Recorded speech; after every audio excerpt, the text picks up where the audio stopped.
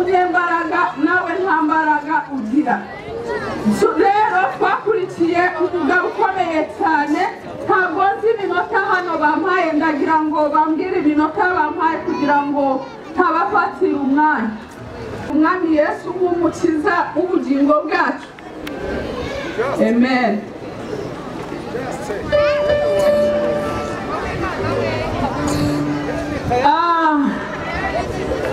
Abatarakira umwami Yesu ndibaza ko icyari igihe cyanyu, n'abamwakiriye nimugume mu murongo murimo, mwe kwivanga. Uno munsi mube muri mu by'Imana, ejo mubivemo nta mumaro. Abajya basengera igihugu cyacu hano nibacirira amaboko hejuru mbarebe. Amen. Imana ibahugisha mwinshi. Abajya biyiriza basengera igihugu nibashirira amaboko hejuru mbarebe. Oh, amen, amen. Imana ibaha umugisha mwinshi. Imana ibaha umugisha utagabanyije. Kuko icyo kintu mujya mukora umwami abaha umugisha. Mugomba gukunda mbere na mbere, imba ushaka umugisha. Igihugu cyawe kigomba kugira amahoro, kigomba kuba mu mutekano. N'inshingano z'abakristo hano kugira ngo nizanyu kandi nizange kugira ngo dusengere abayobozi b'igihugu cyacu.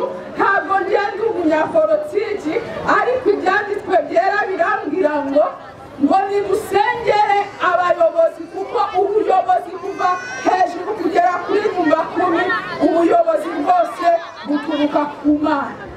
Kandi ndabasaba mbinginga nshuti z'Imana bagenzi tujya mu ijuru, mwe kuzajya mwivanga. Mwe kuzajya mwivanga kuko hari byinshi hano hanze biba bihari bitari byiza, ariko mwe mwamenye Yesu, mwe kuzajya mwivanga n'ibidafite umumaro. Mwe kuzajya mwivanga, kandi Imana ndayishima kuko mbonye abantu bangana gutya basengera igihugu. Ndibaza ko mujya mureba amateleviziyo, murareba Ukraine ikibazo uno munsi ifite. Rero icyo ukeneye kugira cyose uzakigirira mu gihugu cyawe, ugisengera. Imana ikiguheremo umugisha, nawe uba umugisha ku bandi. Ninde ukeneye kuba umugisha ku bandi ahangaha?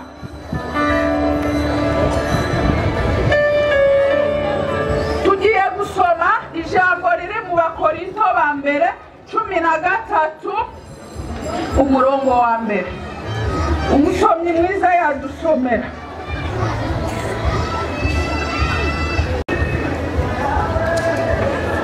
Some. Amen. Abakorinto ba mbere 13 umurongo wa mbere. Abakorinto ba mbere 13 umurongo wa mbere aranditse ngo nuko navuga indimi z'abantu n'iz'abamarayika, ariko singira urukundo, mba mpindutse nk'umuringa uvuga cyangwa icyuma kirenga. Amen. Amen. Wese hano tubereyeho bagenzi bacu. Ntabwo turiho kugira ngo twihaze ubwacu cyangwa duhaze imiryango yacu. Turi hano kugira ngo twese tugirirane umumaro mu gihe gisa nk'iki. Muri Esther haravuga ngo Esther ngo yagombaga kugira umumaro mu gihe cye. Namwe rero iki ni igihe cyo kugira buri muntu wese atitaye kuri level yaba ariho, atitaye ku rwego yaba ariho, buri muntu wese kugirirana umumaro. Ntabwo bisaba ngo ube ufite ibintu by'igitangaza. Kugirirana umumaro ni umutima ukunze. Ukugirirana umumaro ni umutima ukunze. Je hano kugira ngo ijambo ry'Imana riravuga ngo nubwo wavuga indimi nk'iz'abamarayika, ngo nta rukundo ntacyo waba umaze.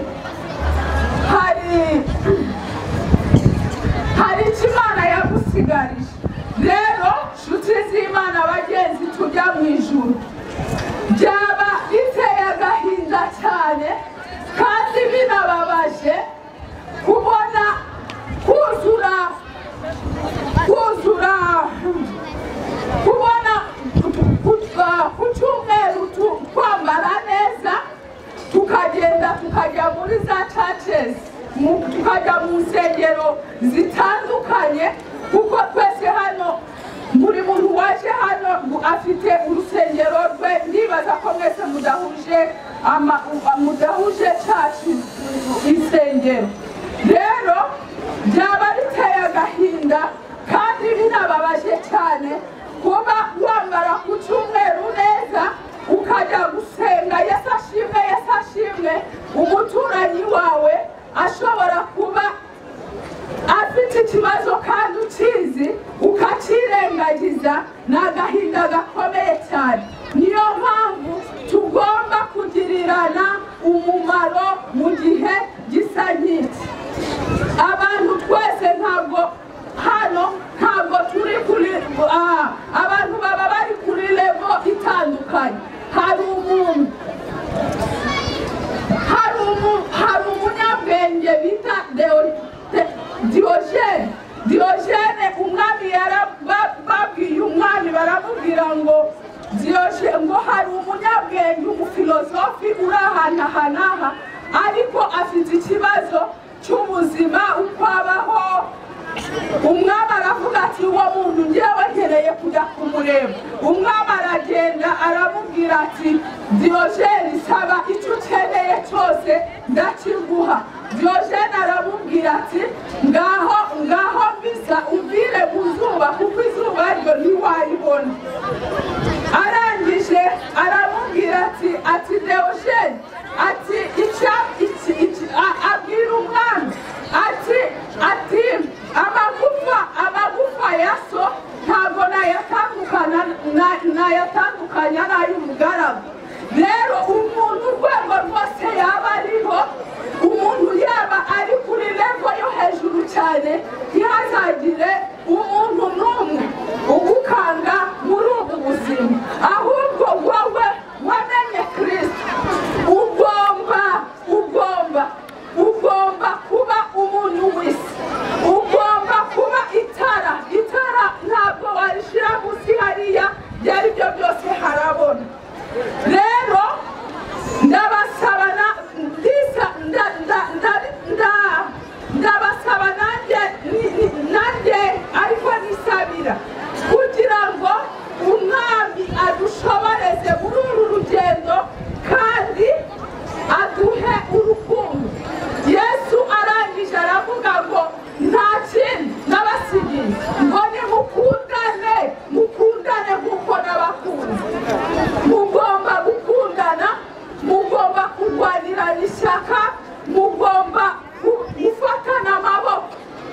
Buriya ubumwe bufite imbaraga cyane. Mugomba gufatana amaboko, ufite icyo amarira undi akakimumarira. Tugeze mu gihe cya mituweli. Ndibaza kuba n'ukwezi kwa mituweli gutangira ryari? Gutangira kwa karindwi. Ariko muri twe hari abantu batabasha kugira ngo babone izo mituweli. Barimo cyangwa ntibarimo? Barimo cyangwa ntibarimo? Twese turi hano tugomba gukora ikintu cyiswe urukundo. Tugomba mu bushobozi bw'umuntu, ntabwo tuvuga ngo umuntu akora ibitangaza, umuntu akora ibyo adashoboye. Mu bushobozi bwawe icyo ushojwe n'Imana n'umwuka w'Imana akuyoboye. Turagira ngo buri wese akore igikorwa cy'urukundo aha hantu kugira ngo dufashe abantu batabasha kwibonera mituweli. Ni bande turi kumwe ngo tujyane? Abo turi kumwe ni bande? Batuzanire igiseke. Tugiye gutangira rero kwitanga kuko murahari. Mutuzanire igiseke.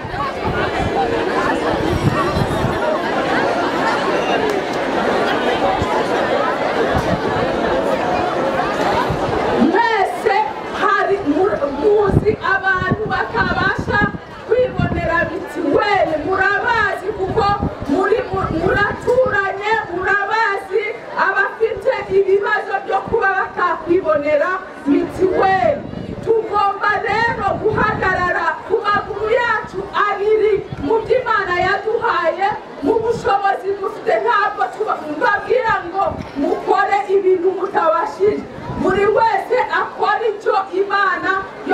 mushoboje ariko tugire abantu twabasha kwishurira mituweli muri iki giterane. Aba turi kumwe ndibaza ko turi kumwe kandi ndabinginze ciye bugufi imbere yanyu kugira ngo icyo kintu mugikorane umutima ukunze. Ndabinginze ciye bugufi imbere yanyu mugikorane umutima ukunze, icyo ushobozwa cyose gukora ugikore, ariko turebe turi igihugu, twebwe nitwe mutungo w'igihugu, abantu nitwe mutungo w'igihugu. Iba numva ngo Amerika irakize cyangwa ngo ifite amafaranga, nuko abaturage bose bagerageza kugira ngo bakore bashire umusoro muri leta. Rero nitwe mutungo w'igihugu dufite, ntabwo tugomba kuba umutwaro cyane ku gihugu, natwe tugomba kwishakamo ibisubizo. Uwumva ashoboye nashyirira amaboko hejuru, uwumva ashoboye kwishakamo ibisubizo nashyira amaboko hejuru.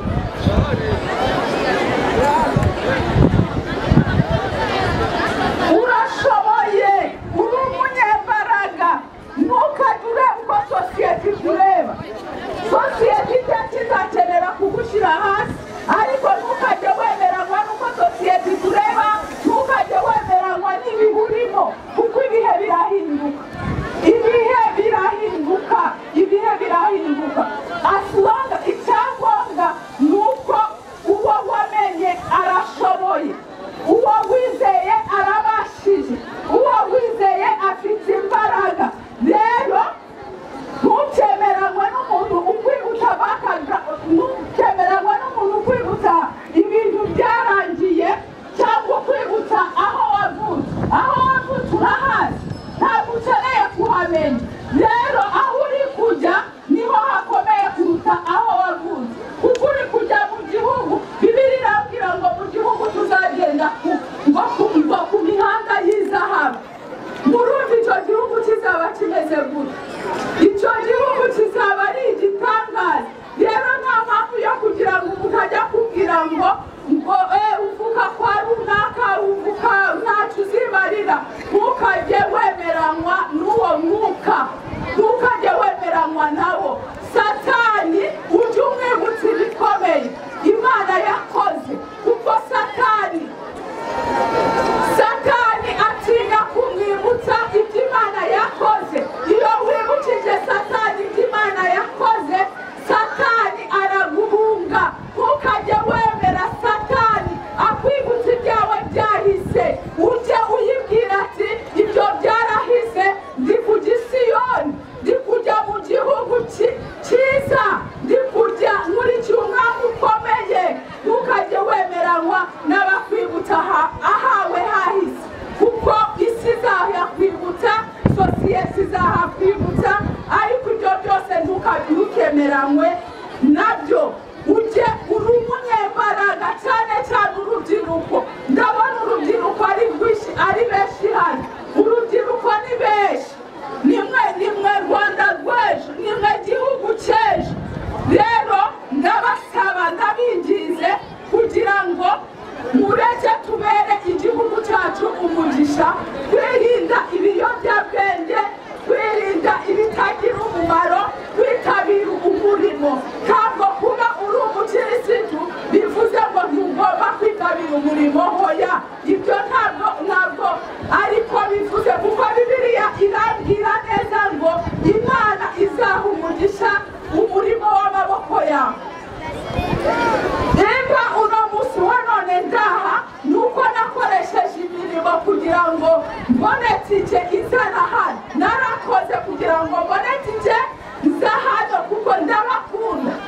Umutima wanjye, umubiri wanjye uba hariya, ariko umutima wanjye uba hano. Iteka njya mpora mbaza amakuru yanyu, uko bwije n'uko bukeye mbaza amakuru y'abantu ba hano. Rero ntabatsindiye, umwami nakomeze aduhane umugisha mwinshi.